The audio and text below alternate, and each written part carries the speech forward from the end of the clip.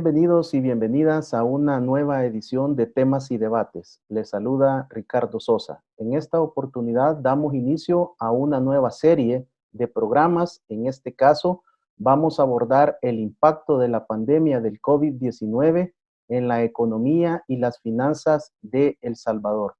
¿Cuáles las condiciones que tenía el país previo a la llegada del COVID-19? Y por supuesto, cuál ha sido el impacto, cuáles son los principales indicadores en la economía, los principales rubros de la dinámica de nuestra economía y cuáles son las propuestas y respetuosas recomendaciones de una serie de panelistas que estarán a lo largo de la semana para poder desarrollar y exponer estas propuestas de solución para la economía del país de cara al cierre del 2020 y cómo podemos enfrentar el año 2021. Iniciamos esta serie de programas con el maestro Ricardo Castaneda Ancheta, quien es economista e investigador del ICEFI, una institución que ha ganado mucho respeto y credibilidad como tanque de pensamiento financiero y económico en la región. Maestro, gracias por aceptar mi invitación y ser parte de este foro. Estimado Ricardo, un gusto saludarte a ti y a todos los televidentes. Espero que podamos hablar con detalles sobre cómo era la situación económica del COVID, las medidas que se han adoptado, pero también cuáles pudieran ser algunos de los escenarios que va a vivir El Salvador. Maestro, ¿cómo estaba El Salvador previo a la llegada del COVID-19? Esto nosotros conocemos a finales de enero, comienzan a llegar las noticias a la población. El gobierno de la República del Salvador, desde la última semana de enero, comienza a tomar una serie de acciones y medidas para poder contener la llegada del COVID-19. Luego de febrero hasta el presente mes de mayo han sido una serie de disposiciones y de acciones, y ahora en el escenario de la aprobación del presupuesto había ya un desfinanciamiento, había que ir a buscar recursos para poder hacerle frente al año 2020 sin pandemia. ¿Cómo se encontraba el escenario el 1 de enero del 2020 para El Salvador y cuál era el escenario del desarrollo económico y si íbamos a crecer o cuál era la proyección de nuestros indicadores? Antes de que llegara el COVID-19, ya la economía salvadoreña daba síntomas que no estaba del todo bien. El año 2019 se cerró con una tasa de crecimiento del 2.5%. Esto significa que, una tasa del 2.3%. Esto significa, por ejemplo, que en el caso de El Salvador, cuando uno observa cómo venía la parte de los ingresos, por ejemplo, del Estado, uno puede observar que en el año 2019 estamos con una carga tributaria de 17.6%, menor que la que habíamos tenido en el año 2018, que había sido de 18%. ¿Esto qué significa la carga tributaria? Significa que, por ejemplo, en el año 2019, de cada $100 que se producían en la economía, $17.60 iban al Estado en concepto de impuestos. En el caso del gasto público, de acuerdo a las cifras oficiales, en el año 2019 hubo un incremento del gasto público, pero la mayor parte de este incremento se concentró principalmente en el pago de intereses.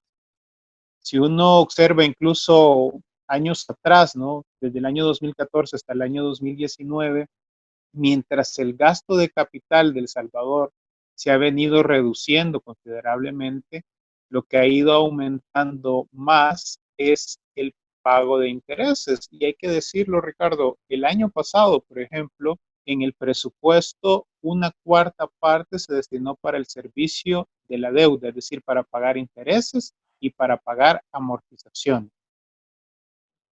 Si uno incluso entra en aspectos mucho más puntuales, que creo que ahora damos relevancia al tema de salud, Básicamente, en el presupuesto de salud del año 2019, El Salvador cerró con 2.4%.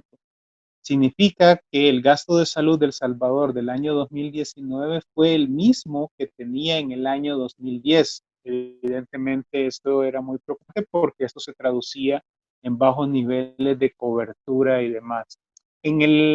Esto entonces provocaba que si tus ingresos se estaban reduciendo, pero tus gastos estaban aumentando, de que el déficit fiscal, que no es más que la resta entre ingresos y gastos, aumentara. El año 2019, el déficit fiscal de El Salvador cerró en 3.1, muy por encima del 2.7 del año 2018 y del 2.5 que había habido en el año 2017. Es decir, que antes del COVID-19, ya las finanzas públicas mostraban que había habido retrocesos en el tema de la sostenibilidad. Y esto también se traduce en el tema de la deuda, ¿no? La deuda pública de El Salvador el año pasado se cerró con 69.9% del PIB, es decir, que por cada $100 que se producían en la economía, 69 dólares con 90 centavos ya los debían. Ahora, sobre el tema de la actividad económica, por ejemplo, cuando uno revisa las estadísticas de crecimiento, El Salvador históricamente ha crecido muy poco. Es el país de Centroamérica que menos ha crecido. En los últimos 20 años apenas hemos crecido en promedio 2.5%, 2%, perdón. Te decía que en el año 2019 ya daba síntomas porque lo que hubo fue algo que se denomina desaceleración económica. La desaceleración económica, imaginémonos que es como si tú vas en el carro y dejas de acelerar. El carro avanza, pero avanza mucho más lento. Para el año 2020, en el presupuesto aprobado por la Asamblea Legislativa, se había elaborado con un escenario en el cual la economía iba a crecer a 2.5%, más que lo que habíamos crecido en el año 2019, que decía que era de 2.3%. Nosotros desde ese momento alertábamos que era un escenario bastante optimista, porque las condiciones de los mercados internacionales no eran jamás favorables. Ahora, esto era previo al COVID-19 y en la pantalla pueden ver ustedes en esta parte del crecimiento económico esas líneas amarillas. Esas líneas amarillas son las proyecciones que se han hecho desde el Fondo Monetario Internacional, del Banco Mundial, del propio Banco Central de Reserva y del ICEFI, donde pueden observar que ya los escenarios muestran que para este año habría una caída sumamente fuerte. De hecho, la caída sería mucho mayor a la que hubo en El Salvador en el año 2009, cuando fue la gran crisis económica internacional. Esto significa, Ricardo, que estaríamos frente a una de las crisis económicas más graves de la era democrática de El Salvador, y a nivel mundial estamos frente a una de las crisis más graves del último siglo. Ricardo, en esa gráfica de proyección se podían observar dos líneas, una gris y una amarilla. La gris es la proyección máxima, o qué nos indica esta proyección. Sí, fíjate que, por ejemplo, el Banco Central de Reserva, en las estimaciones muy preliminares que hizo a finales de marzo, ellos decían que ya con el impacto del COVID-19, este año El Salvador caería entre 2 y 4%. En el caso del Banco Mundial, ha planteado un 4.2%, en el caso del Fondo Monetario lo ha llevado hasta 5.3%. Desde el ICEFI nosotros hemos hecho escenarios en el cual creemos que incluso la economía puede llegar a caer un 6.4%. Significa que el escenario de rango es bastante profundo.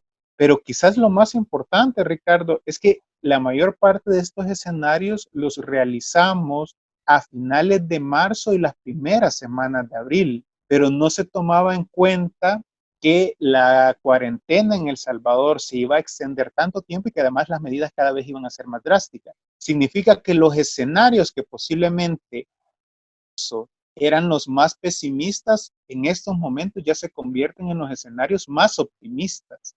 ¿Por qué? Porque la caída en la economía puede ser muy, muy fuerte. Ricardo, luego de prácticamente desde el 14 de marzo que nos encontramos en una emergencia nacional y posteriormente las cuarentenas y la cuarentena especial domiciliaria, ¿han podido ustedes ya como ICEFI hacer una primera lectura de el impacto que ha tenido en la economía nacional el COVID-19? Sí, El Salvador, y hay que reconocerlo, fue el país que más rápido tomó medidas en el ámbito sanitario. Desde el 31 de enero, por ejemplo, ya se habían suspendido los vuelos provenientes de China y así sucesivamente, ¿no? En marzo se cerraron tempranamente las fronteras, se realizó la cuarentena domiciliar. Sin embargo, en el ámbito económico, digamos que las medidas planteadas desde el Ejecutivo no tuvieron la misma rapidez y agilidad. Y hay que recordar que en El Salvador, dada su estructura del mercado laboral, la mayor parte de la población se encuentra en el sector informal. Si tú les dices a las personas que se vayan a sus casas, pero no les garantizas un ingreso, prácticamente por decreto le estás obligando a que caigan en situación de pobreza y padezcan hambre. De hecho, fíjate que de acuerdo a la FAO, en el año 2018, cuando todavía no estaba nada del COVID-19, 2.6 millones de salvadoreños habían padecido inseguridad alimentaria. Eso significa que era que no habían comido lo suficiente o que en algunos casos no habían comido. Por lo tanto, la situación es bastante latente. Nosotros en el ICEFI hemos realizado distintos escenarios de cuáles pudieran ser los impactos, por ejemplo, de una caída del 20% de las remesas, de una caída del 20% de las exportaciones o de una caída de una tercera parte de los ingresos de turismo. Pero quizás el escenario que más se asemeja a lo que estamos viendo es que nosotros realizamos de que qué pasaba si por completo se paraba la economía un mes. En ese escenario, lo que nos resultaba era que, bueno, la producción caía en 6.4%, pero quizás lo más grave es que se podían perder hasta 220,000 empleos. Es decir, estaríamos hablando y viendo una situación sumamente grave para El Salvador, ¿no? Y yo creo que es el escenario más cercano, dadas las medidas más drásticas que se han ido adoptando. Sin lugar a duda, el tema de colocar cuarentenas en un inicio era necesario, ¿no? O sea, las medidas sanitarias eran importantes para evitar que no hubiera tanto contagio y que la capacidad del sistema público se pudiera ir adaptando hasta eso. Yo creo que uno de los detalles y errores que ha habido es que se ha visto de manera separada el tema del tema económico, cuando se tendrían que haber visto de manera conjunta, porque ya lo hablábamos, si tú a las personas no les estableces medidas para que puedan tener un ingreso, por más cuarentenas que decreten, la gente va a salir a las calles porque necesita dinero para poder comer. Ricardo, ¿en qué somos buenos? ¿Cuáles son los sectores de la economía salvadoreña sobre cuáles son los pilares sobre los que se sostiene nuestra economía? ¿Y coinciden esos pilares con los más afectados en estos 2 meses prácticamente de cuarentena y de paralización de la economía nacional?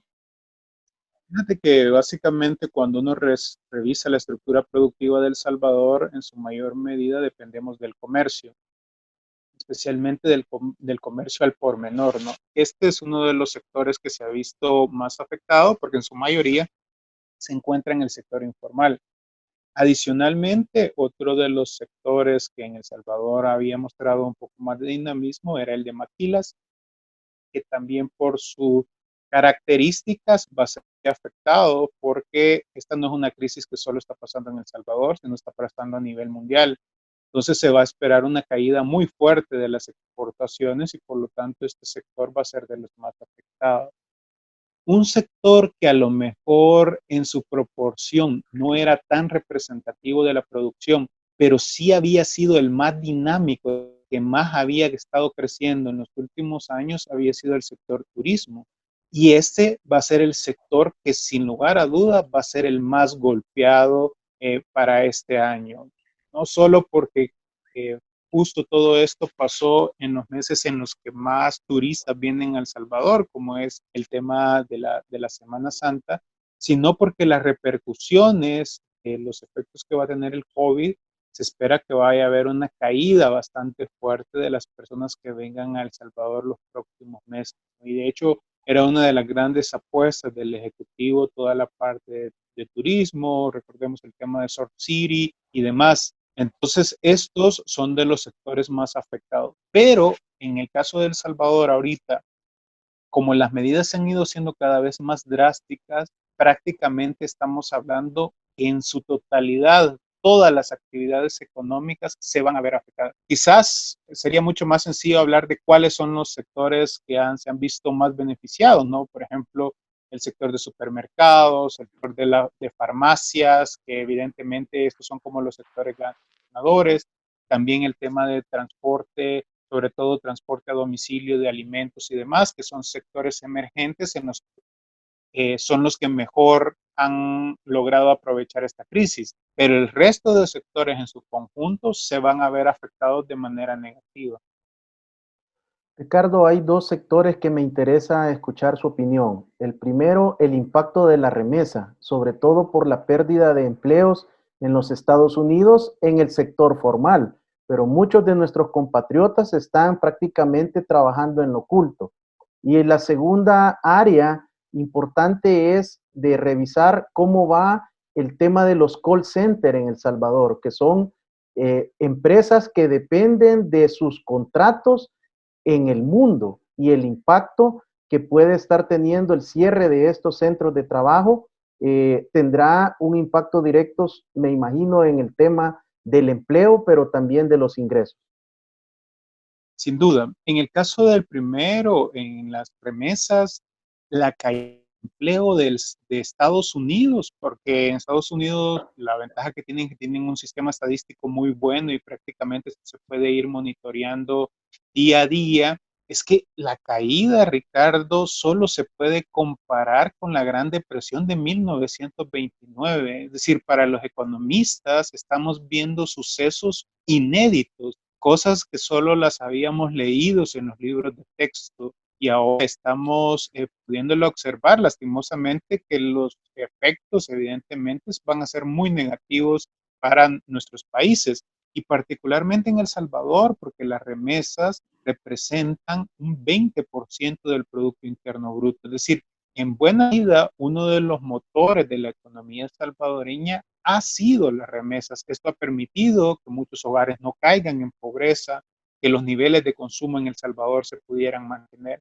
De una caída de las remesas, que ya las estadísticas oficiales ya empiezan a mostrarlo en el caso de El Salvador, por ejemplo, a marzo ya se habían reducido un 14%, posiblemente a abril se vayan a reducir casi un 40% respecto al año anterior, que refleja que muchos hogares van a caer en situación de pobreza porque no van a tener los ingresos. Y por eso es muy importante en este caso el que puedan jugar los gobiernos locales, porque es de identificar en qué áreas es donde va a haber una mayor caída de remesas para ver qué opciones se pueden brindar a hogares para que a través de proyectos de desarrollo local puedan mantener sus ingresos. En el tema del call center, acá es un sector que ahorita se ha convertido bastante heterogéneo, porque hay, por ejemplo, los sectores que atienden más a los mercados nacionales, que tienen que ver con la atención a telefonía, a electricidad, que estos sectores siguen funcionando y están operando más, incluso se han incrementado un poco las actividades. Pero lo que tiene que ver con los servicios internales, como tú muy bien señalabas, que son contratos establecidos, hay empresas que se están intentando adoptar para que las personas puedan hacer home office y puedan continuar, pero en su mayoría no se estaba preparado para ello. Entonces sí existe un gran riesgo, sobre todo porque sabemos que este es un sector que aglutina una gran cantidad de informal, que vaya a aumentarse el desempleo muy fuerte. Evidentemente eso se convierte en un círculo vicioso. Las personas no reciben ingresos, significa que caen en pobreza, pero significa que tampoco pueden consumir y por lo tanto el Estado no puede recaudar impuestos que son necesarios luego para financiar el presupuesto. Entonces, realmente el escenario en el que estamos viviendo es un escenario sumamente complejo. Ricardo, usted es el responsable de país de El Salvador y de Honduras. ¿Cuál sería la lectura, al menos de nuestros países hermanos de Guatemala, Honduras, El Salvador? ¿Cuál es el escenario ya como región del denominado Triángulo Norte y Centroamérica del impacto del COVID-19? Las estimaciones que hemos hecho muestran que en los tres países va a afectar muy fuerte, pero fíjate que el país, y en eso coincidimos tanto el Fondo Monetario Internacional, el Banco Mundial e ICEFI, de que el país más afectado de Centroamérica va a ser El Salvador. En el caso de Honduras, la situación financiera también va a mostrar serias preocupaciones. Por ejemplo, el déficit fiscal posiblemente cierre arriba del 12% del Producto Interno Bruto. Esto es un déficit sumamente alto. También se van a disparar los niveles de endeudamiento.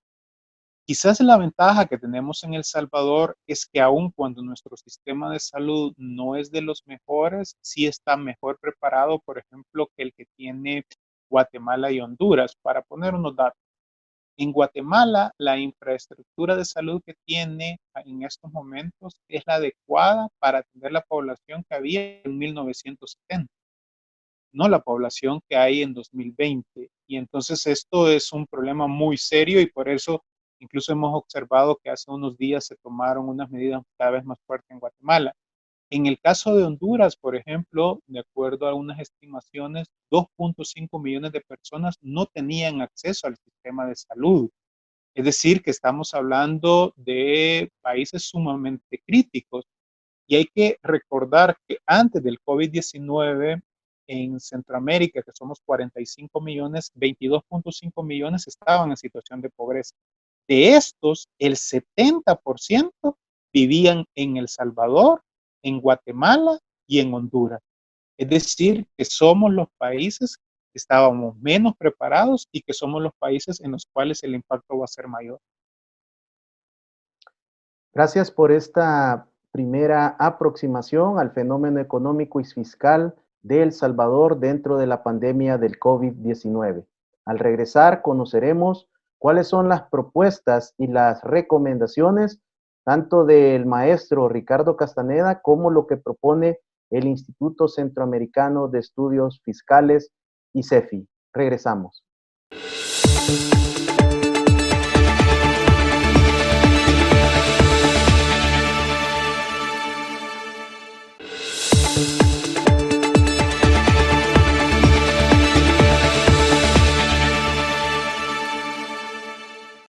Gracias por continuar con temas y debates. Nos encontramos en el desarrollo de una serie de programas dedicados a la economía del Salvador para poder revisar el impacto económico y fiscal en El Salvador, en la región y, por supuesto, exponer y plantear a través de diferentes profesionales cuáles son esas alternativas y propuestas de recomendación al Estado salvadoreño. Para eso me acompaña el maestro Ricardo Castaneda Ancheta, quien es un economista e investigador del ICEFI, responsable directo de los países de El Salvador y Honduras, con quien en la primera parte del programa examinamos la condición actual de El Salvador enfrentando la pandemia del COVID-19.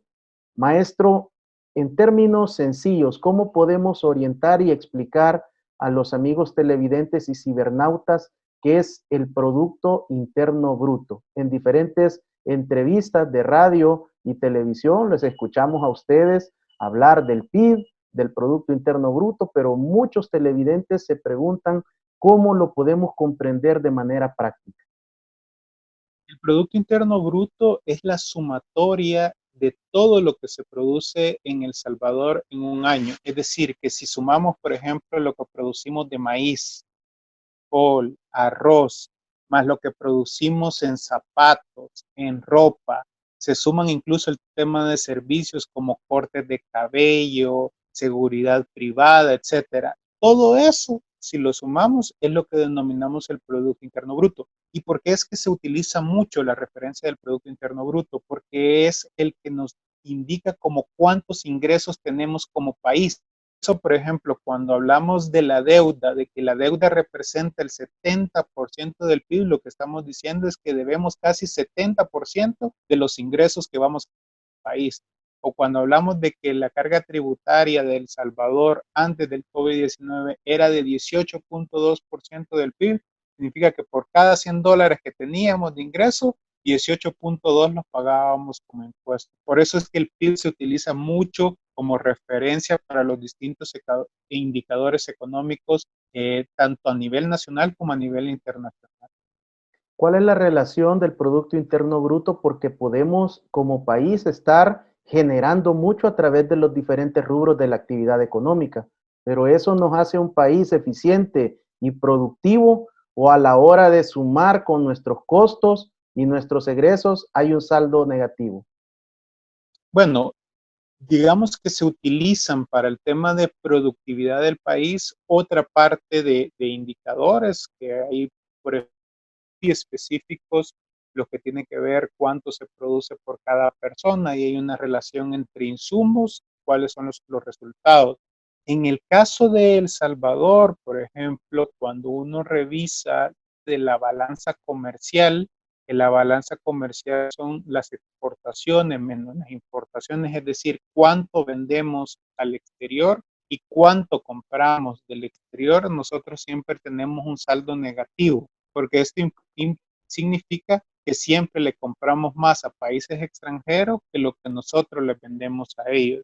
Y esto obviamente no siempre es una buena noticia, ¿no? Porque significa que nosotros estamos sacando más dinero del que estamos entrando. ¿Cómo es que hemos estado equilibrando entonces ese desbalance? En buena medida porque las remesas nos entran y eso nos permite complementar y que tengamos los dólares suficientes. Pero en un escenario en el cual las remesas van a caer también las exportaciones, es muy importante tomar en cuenta el tema de la liquidez de la economía. ¿Por qué? Porque nosotros somos una economía dolarizada, no tenemos nuestra propia moneda, sino que la entrada de dólares a El Salvador se hace a través de remesas, a través de exportaciones, a través de inversión extranjera directa y a través de la deuda externa que tiene El Salvador. Si tres de esas cuatro variables van a caer, existe un escenario peligroso en el cual, si no se toman las medidas, entonces es muy importante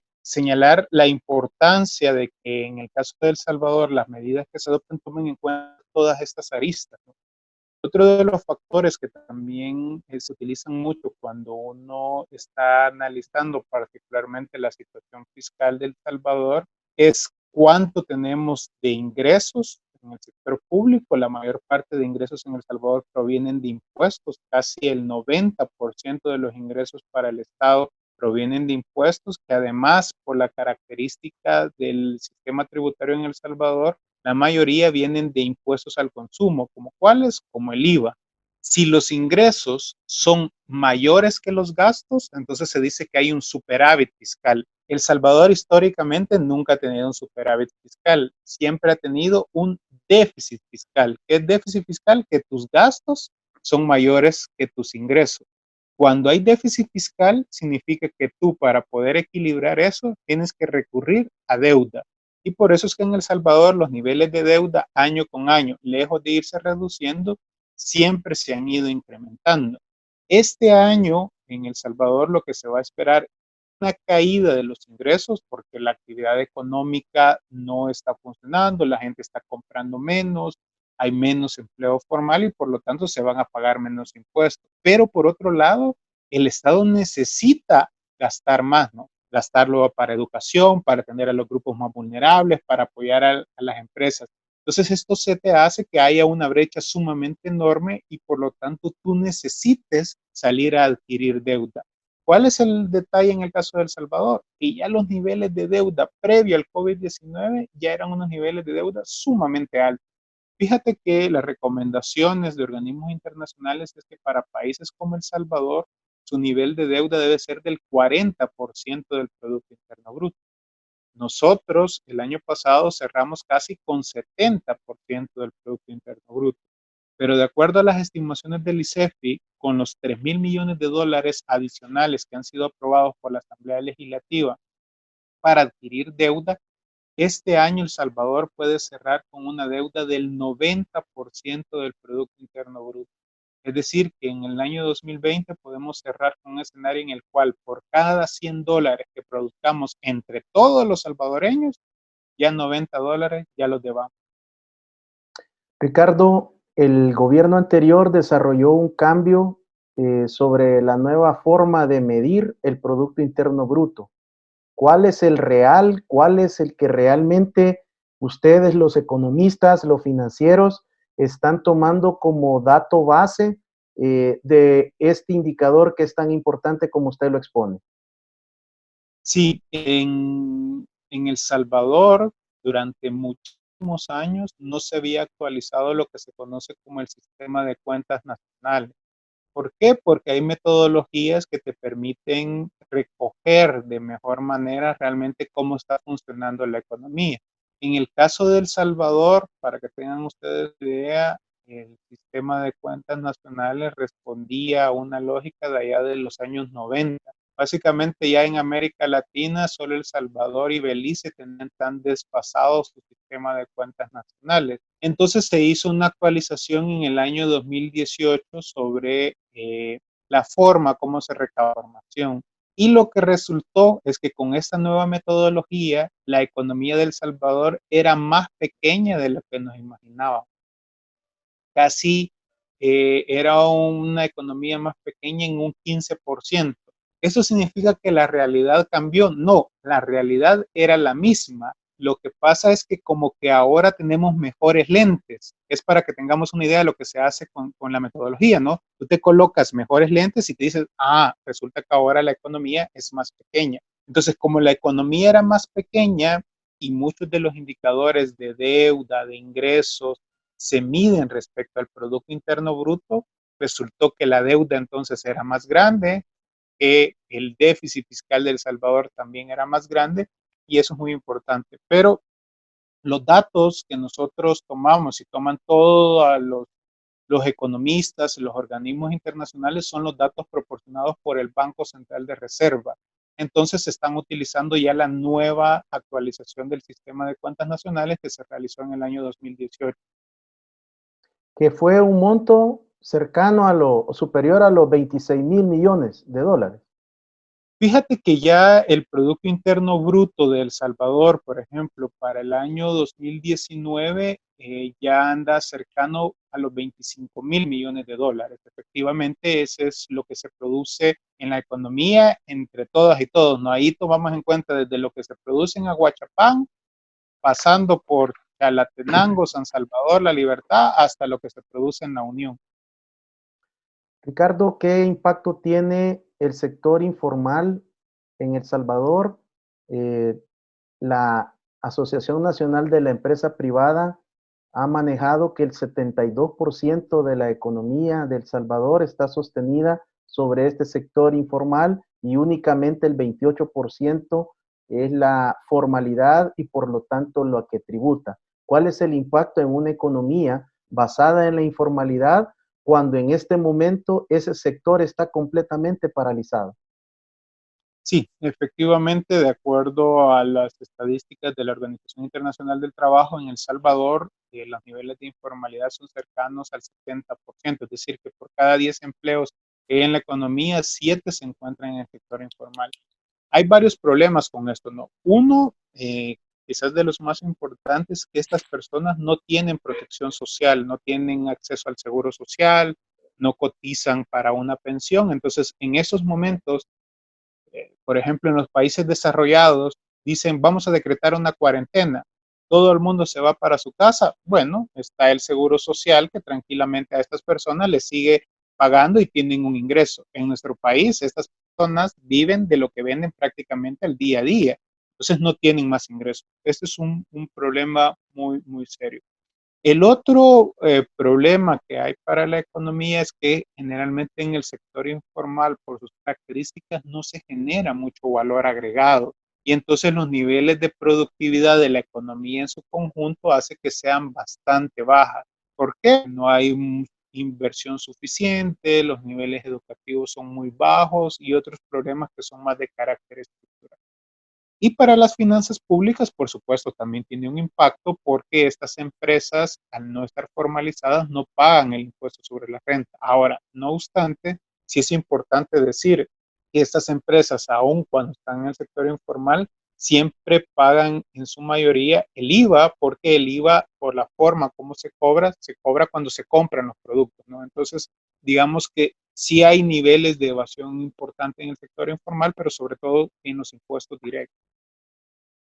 ¿Cuáles serían esas propuestas o respetuosas recomendaciones, tanto de su persona como un experto en economía y finanzas, y de igual manera del ICEFI en esta etapa en la cual todavía no hemos dinamizado, no hemos reiniciado las operaciones económicas en el país, pero que sea en una semana o en 2 semanas o en un mes, hay que tomarlas? Sí, y Ricardo, creo que el punto que nosotros hemos estado señalando y recomendando con las mejores intenciones para el gobierno de El Salvador es la importancia de contar con un plan, porque el plan te permite a ti saber cuáles son los pasos, en qué momentos, pero también te permite saber cuánto cuestan esas medidas que vas a adoptar y cuáles pueden ser las posibles fuentes de financiamiento. Eh, en el caso de El Salvador, actualmente no contamos con un plan de gobierno y tampoco tenemos un plan anticrisis. Entonces creo que eso sería lo primero, ¿no? Contar con un plan en el que se vea de manera integral el tema de salud, el tema económico, pero también el propio tema de respeto de los derechos humanos. El otro es reestructurar el presupuesto. ¿Por qué? Porque en estos momentos hay partidas presupuestarias que no son prioritarias. Por ejemplo, como cuáles. Te pongo seguros privados para funcionarios públicos, el tema de viajes y viáticos, de hecho ni se puede salir del país, hay algunas consultorías que se pueden reducir, hay algunas compras de bienes y servicios que no se pueden hacer.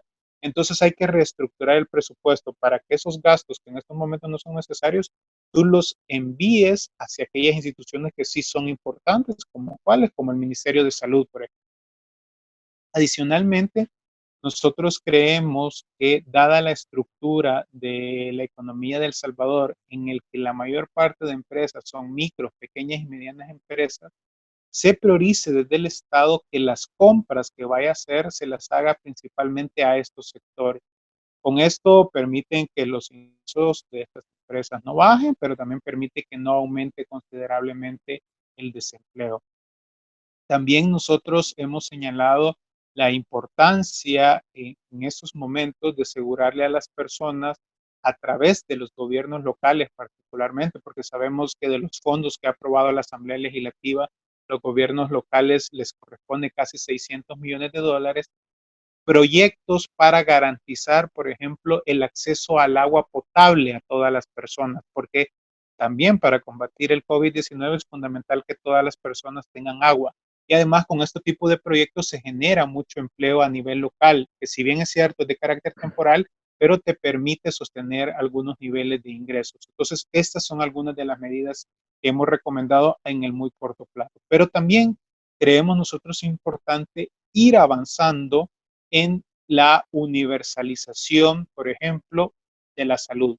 Es indispensable en estos momentos, Ricardo, asegurar que el Ministerio de Salud cuente con todos los recursos necesarios para poder atender a toda la población de El Salvador, ¿no? Ese debería ser como la importancia primordial, pero también poder ir avanzando hacia garantizarle a las personas un ingreso básico. Esto puede ser a través de transferencias, puede ser a través de seguros de desempleos en los cuales se puedan establecer. También establecer líneas de crédito y fondos no reembolsables para el sector privado. Aquí es muy importante tomar en cuenta cuáles son los criterios que se van a utilizar para no excluir a buena parte de la población. Y hemos señalado que es indispensable para El Salvador, para de cara sobre todo a los próximos años, empezar a avanzar en la construcción de un acuerdo fiscal integral, es decir, un acuerdo en el cual se adopten medidas por el lado de los ingresos, por el lado del gasto, por el lado de la deuda, pero también por el lado de la transparencia. Básicamente el acuerdo fiscal es que todos los sectores representativos de El Salvador, a través del diálogo democrático, responden tres grandes preguntas. ¿Cuál es El Salvador que queremos? ¿Cuánto cuesta ese El Salvador? ¿Y de dónde se pueden tener los recursos para poderlo financiar? En cuanto al sector informal, durante el presente siglo siempre se ha considerado y propuesto el denominado monotributo. Con la reducción dramática de los ingresos, el señor ministro de Hacienda brindaba el mes anterior un primer balance de 260 millones de disminución preliminar en ingresos a las arcas del fisco. Pudiera ser este el momento en esta propuesta integral de poder considerar este monotributo, porque si estamos hablando que nuestra economía depende un 70-72% de este sector, sería importante el poder contar como Estado con una inyección económica de este rubro. Sin duda. De hecho, fíjate que el Fondo Monetario Internacional, a través del desembolso que le hizo a El Salvador de 389 millones para atender la crisis, le hizo una serie de recomendaciones. Y dentro de las recomendaciones que hizo, justamente estaba el monotributo. Y yo creo que es muy importante que el monotributo se piense, por un lado, por los recursos que el Estado pueda percibir, pero también por el otro, por los beneficios que pueden tener las personas que están en este momento en el sector informal, como cuáles, como poder tener acceso al seguro social, pero también a líneas de crédito, porque sabemos que el sector informal, por su característica, generalmente solo va a los agiotistas. Pero dentro de este acuerdo fiscal integral, Ricardo, creo que hay, por suerte, diría, en El Salvador, varios espacios fiscales de donde el Estado puede obtener sus recursos sin afectar a los grupos más vulnerables. ¿A cuáles me refiero? Uno, al combate de la evasión. Solo en IVA se evaden al año alrededor de 500 millones de dólares. Si a esto le sumamos la evasión del impuesto sobre la renta, estamos hablando casi de 1.000 millones de dólares, ¿no? Entonces ahí hay un espacio fiscal importante. El otro tiene que ver con lo que se denomina con gasto tributario. Son todas las exenciones, exoneraciones e incentivos que al año significa que el Estado renuncia a 750 millones de dólares que deja de percibir. Entonces es importante actuar para ver si se deben de continuar estos esquemas. Adicionalmente, El Salvador es el único país de América Latina que no tiene un impuesto a la propiedad. Este también lo ha sido recomendado por el Fondo Monetario Internacional, por supuesto por el ICEFI también. ¿Por qué? Porque, por ejemplo, esto solo lo pagarían personas que tengan propiedades arriba de $500,000. Significa que solo lo pagarían ciertos grupos, pero además este impuesto se denomina que es inelástico. ¿Por qué es inelástico? Porque no significa que va a reducir la actividad económica en el sentido de que si tú tienes una casa de playa, no es que te la vas a llevar a otro país, ¿no? Entonces esto te permite en buena medida obtener recursos al Estado, pero sin afectar a los grupos más vulnerables. Estas son algunas de las medidas que deben de estar en la mesa y que al final la concreción debe ser el resultado del consenso entre las distintas fuerzas del país.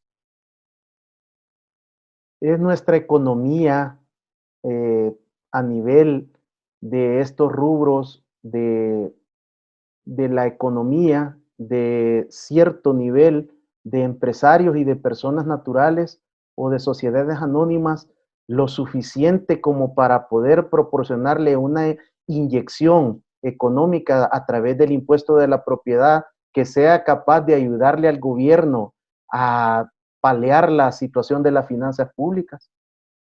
No, el impuesto a la propiedad por sí solo no lograría resolver los problemas, pero sí le permitiría al Estado tener recursos, porque, por ejemplo, algunas estimaciones indican que se pueden recibir alrededor de 100 millones de dólares al año desde el Estado. Incluso algunos avanzan de que si se tiene una buen catastro, en 3 o 5 años, esto pudiera incrementar hasta 250 millones de dólares. Significaría que sí es una fuente de recursos, pero si a esto lo sumábamos con lo que hablábamos, con el combate de la evasión, de la elusión, reducción de los incentivos fiscales, el establecimiento posiblemente de un monotributo, también hacer mucho más progresivo el impuesto sobre la renta. Sobre esto, Ricardo, fíjate que en el caso del impuesto sobre la renta no hay que aumentar la tasa, porque la tasa de El Salvador ya es una de las más altas de Centroamérica porque representa el 30%.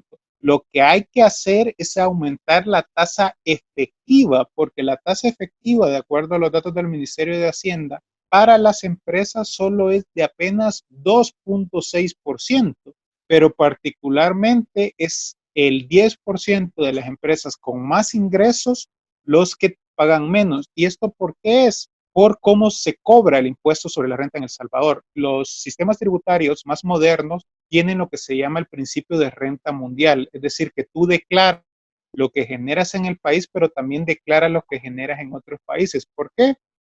Porque ya hemos observado que muchas empresas utilizan mecanismos de ingeniería fiscal para no pagar, en este caso en El Salvador, y llevarse el dinero para paraísos fiscales. Entonces, el establecimiento de la renta mundial te permite a ti poder tener más recursos. Asimismo, la forma como se cobra el impuesto sobre la renta en El Salvador se dice que es de esquema cedular, porque dependiendo de dónde tú obtienes tus ingresos, así se te coloca la tasa de impuesto. Por ejemplo, si una persona recibe solo sus ingresos de salario, paga un porcentaje más alto que si una persona solo recibe sus ingresos de los dividendos de las empresas. Entonces lo que se busca es que se lleve a una de renta global. ¿Esto qué significa? Que tú sumas todos tus ingresos primeros y a eso se le coloca la tasa de impuestos sobre la renta. Entonces, en El Salvador sí hay mecanismos de cómo el Estado puede obtener más recursos, insisto, sin afectar a los grupos más vulnerables como pudiera ser el incremento del IVA. Ha sido un segmento de mucha educación, orientación, enseñanza de parte del maestro Ricardo Castaneda.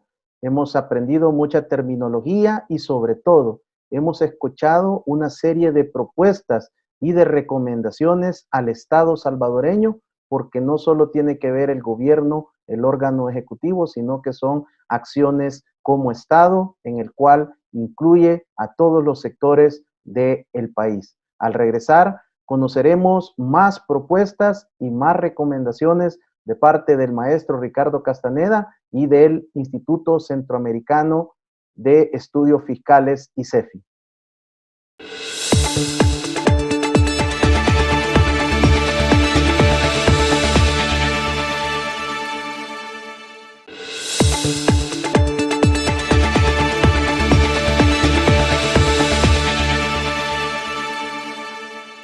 Gracias por continuar con temas y debates. Usted puede revisar y volver a ver esta entrevista y poder hacer sus anotaciones, copiar los gráficos que presentó el maestro Castaneda en la primera parte del programa, ingresando a nuestras multiplataformas de redes sociales para que pueda obtener mayor información, revisar y analizar estas propuestas que nos ha hecho en esta oportunidad el maestro Castaneda.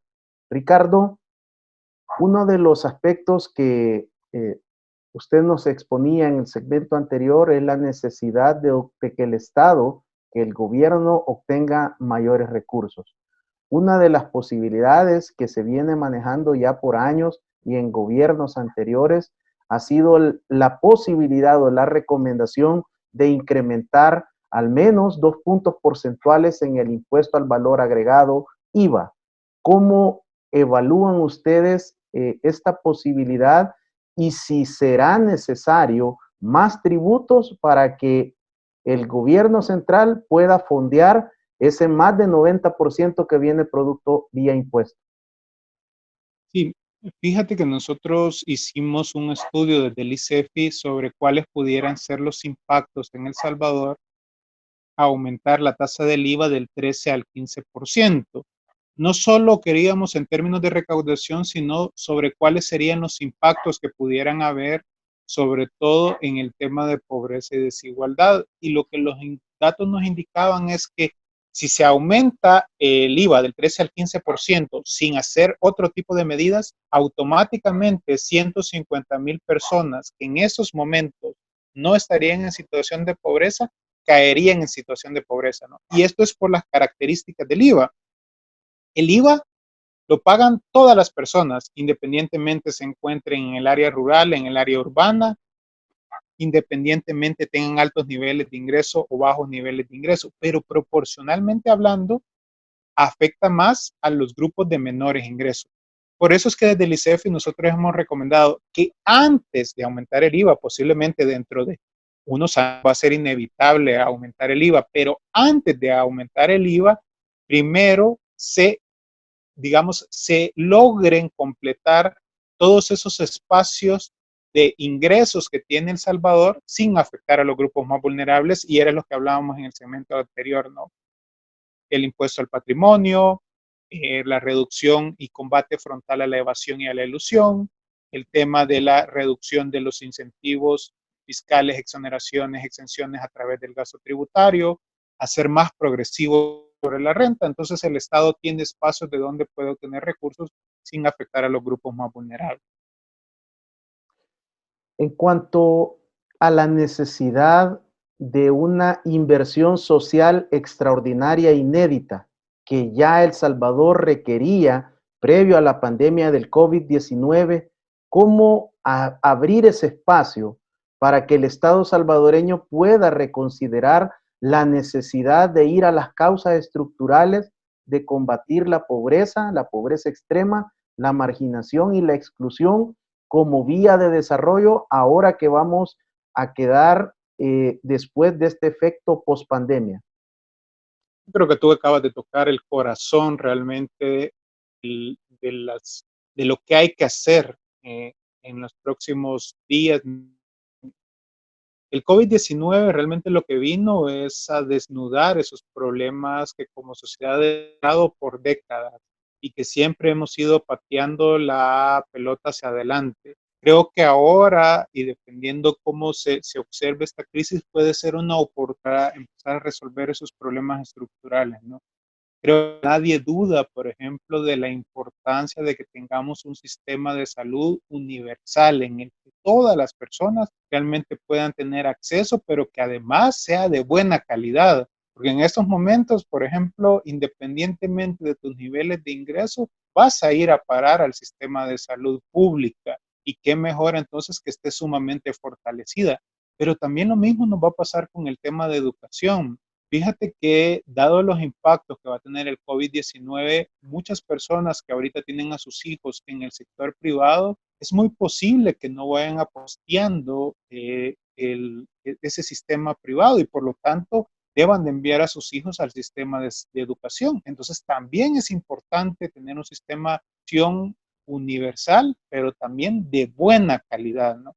Yo creo que estas son apuestas y puntos en común que podemos encontrar, incluso que aunque en otras cosas no nos pongamos de acuerdo sobre estos aspectos, creo que sí podemos lograr consensos y sobre estos aspectos son los que debemos de avanzar. Los problemas que estamos enfrentando, como tú muy bien señalabas, son problemas de Estado, sobrepasan la capacidad del propio gobierno para poderlo enfrentar. Requiere el concurso de las distintas fuerzas vivas del país y ojalá que todos los actores estemos a la altura de los desafíos, ¿no? Porque no es poca cosa la que nos estamos jugando. Las decisiones que adoptemos en estos momentos no solo va a tener consecuencia en los próximos meses, sino va a tener también consecuencia en los próximos años y quizás hasta en las próximas generaciones. Porque en estos momentos es fundamental que el Estado requiera deuda para poder cumplir sus compromisos.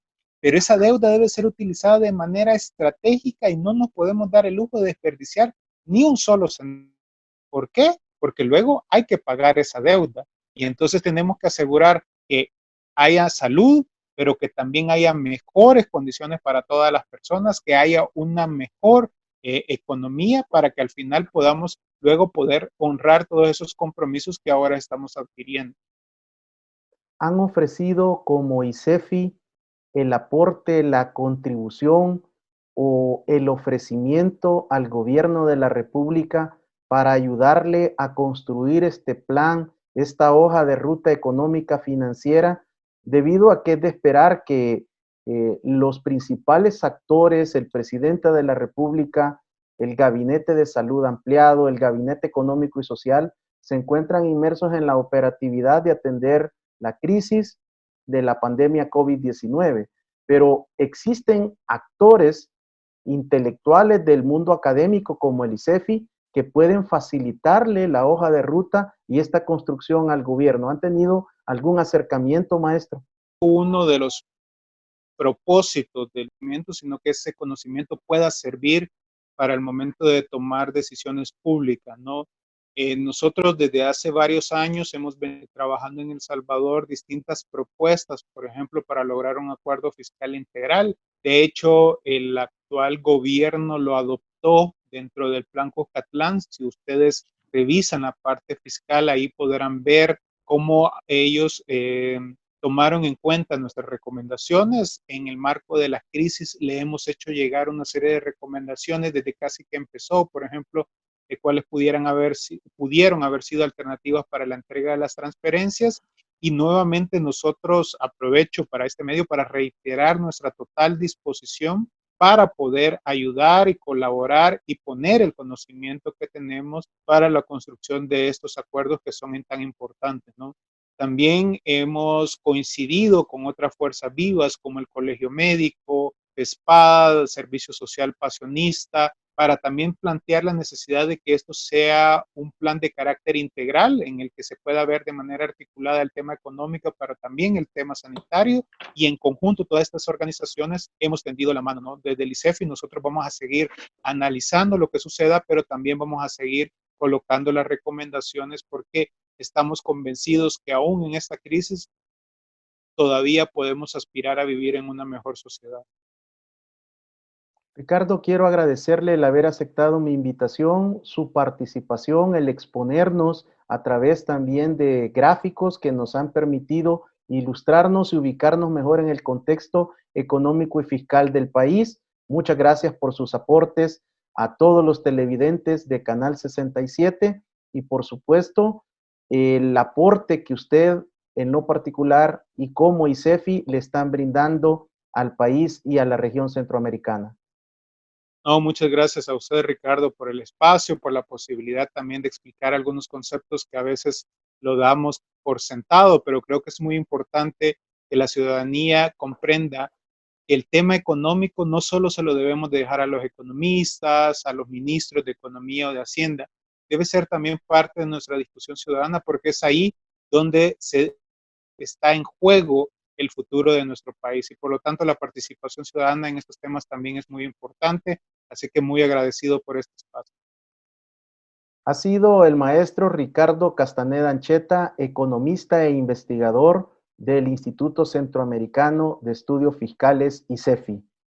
Amigo y amiga televidente, el compromiso, el desafío y el reto también es para nosotros como ciudadanos que podamos brindar nuestro aporte, nuestros insumos, nuestras recomendaciones para que el Estado salvadoreño pueda tomarlas en cuenta y juntos construyamos este nuevo El Salvador a partir del desarrollo económico y sobre todo de la transformación social que requiere nuestro amado país, El Salvador. Hasta la próxima, bendiciones.